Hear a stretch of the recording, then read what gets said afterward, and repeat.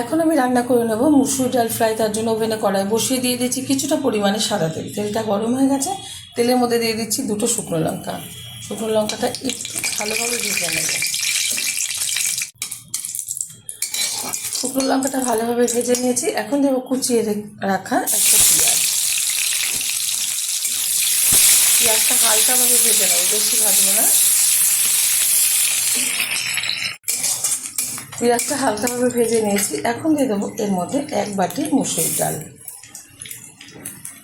ডালটা খুব ভালোভাবে ভেজে নিতে হবে তেলের সাথে।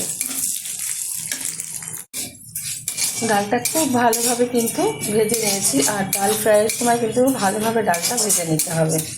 এখন দিয়ে দেবো এর মধ্যে 1/2 চামচ মতো হলুদ গুঁড়ো, দিয়ে দিচ্ছি পরিমাণ মতো লবণ, দিয়ে দেবো টুকরো করে রাখা একটা টমেটো।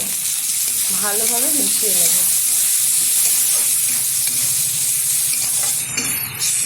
দিয়ে দিচ্ছি পরিমাণ মতো জল।